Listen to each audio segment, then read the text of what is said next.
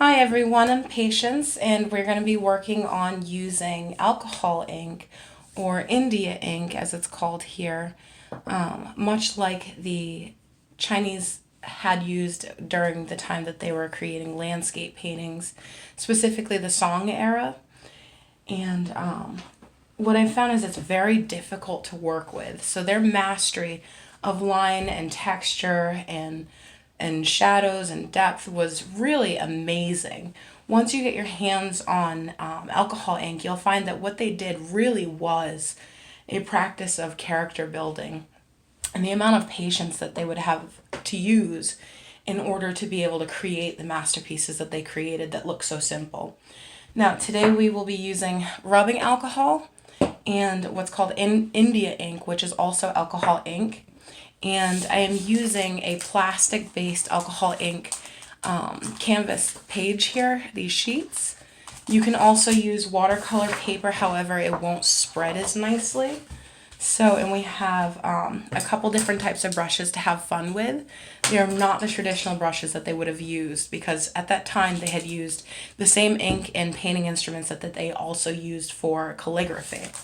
So today we'll be starting with an alcohol base because it was common for them to use undefined edges during the Song era to create depth and mystery and just really a level of distance and just admiration for natural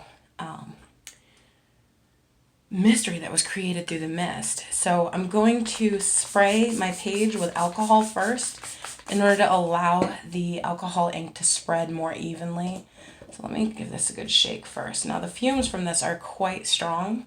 So if you are sensitive to chemicals or smells, I do suggest wearing a face mask during doing this. So I'm going to actually spray a little bit more. It dries kind of quick, and I'm just protecting my surface here with a bit of parchment paper.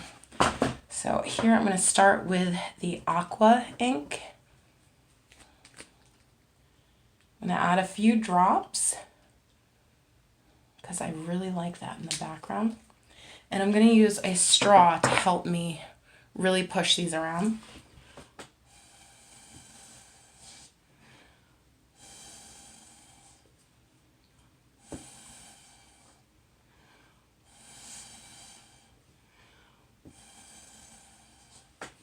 Now you can tell already that it's kind of hard to completely control what's happening in my imagery here.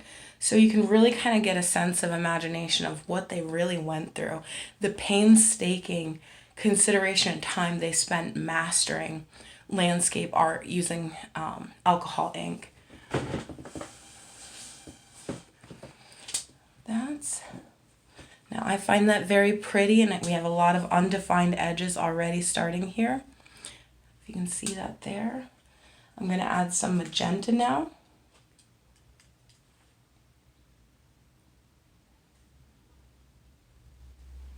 Just want a little bit to clash.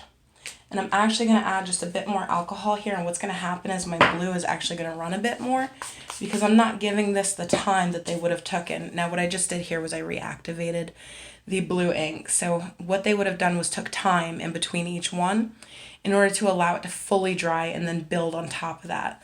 We're a little bit more limited for time here. This isn't a practice of my Taoism. This is just showing you what to expect when working with it. So do keep that in mind that this is a time-intensive thing as well if you want to have more control over layers and how they interact together.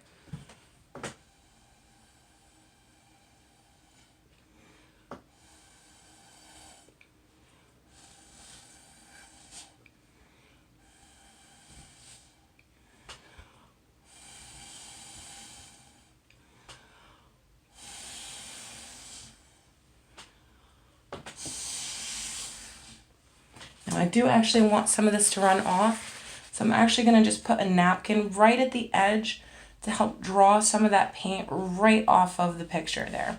See how it's just sucking right into the napkin just by putting it simply right at the edge?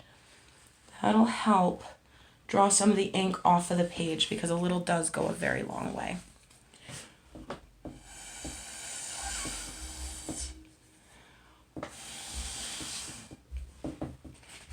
some more that off of there.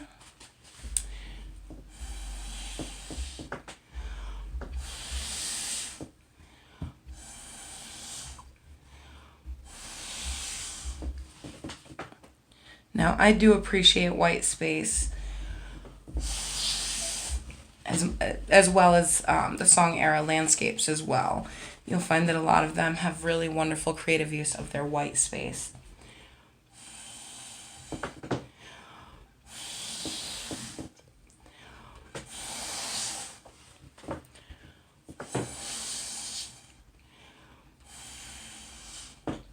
Now feel free to turn this around and blow from different angles. I'm actually liking the way that this is coming out, so I'm not, actually I will.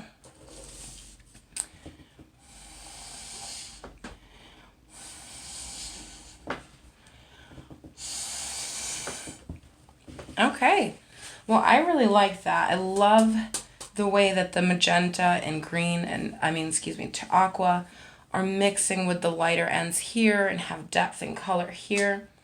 Now, I also picked up some black India ink just to demonstrate a little bit more of what that would look like, creating those more fine lines that they had used here. Now, the one thing to be careful of when doing this is they did not create one focal point.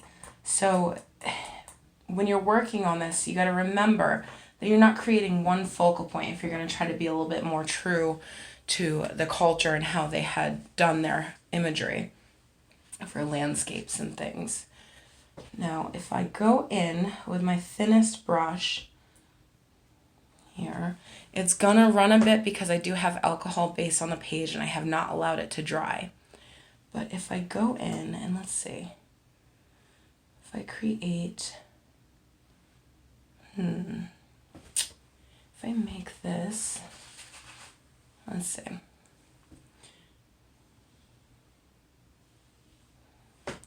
Sort of like a rocky landscape here. And then we can also draw some tree branches of sorts here. Going through.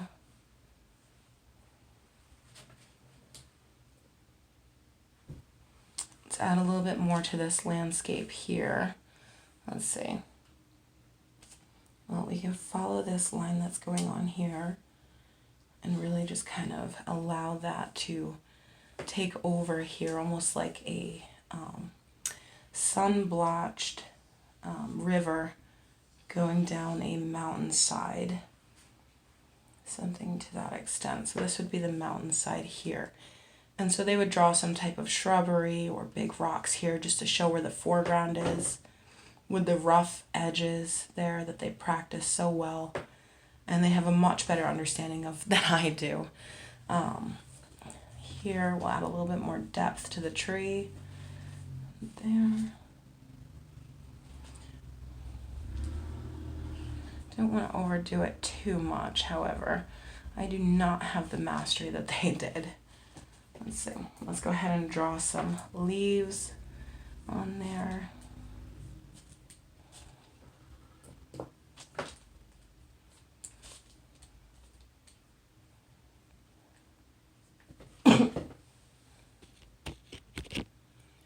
Excuse me, the fumes are quite a bit. Oops, going the wrong way here. This is just very fun and relaxing and easy to work with as well. I mean, easy to get into, very difficult to actually force to do what you want it to do. So where I'm just kind of seeing where the color takes me and working from there with what I end up with, they would actually go in with a full intention and look at a landscape of such, and they would make it so that it was unidentifiable to which location, but the amount of precision they would use and what they were looking at was spectacularly wonderful, especially considering the mediums that they were working with and how long it would take to really get these to look like what they were intending and to still have those undefined lines and fine lines to where you could recognize immediately what you were looking at and just what was happening with it. So mine's a little harder to recognize right off. You might see that this is a tree. You might understand that this is a rock. But you may not gather right away that that's a sun, that that's water reflecting, like a sunset kind of situation. And so it really, when you get into it, you would start to admire what it was that they had done, all that they had worked on. I'm actually going to call that complete for now because I have multiple viewpoints. The rock draws your attention, the tree draws your attention, the sun draws your attention. In the middle, you may not fully understand what's going on, and those unidentified edges allow you to keep viewing, but that was kind of the focal, the central theme was that there wasn't a single focal point. So I'm actually going to call that complete and sign at the bottom. There we go. And we are all done.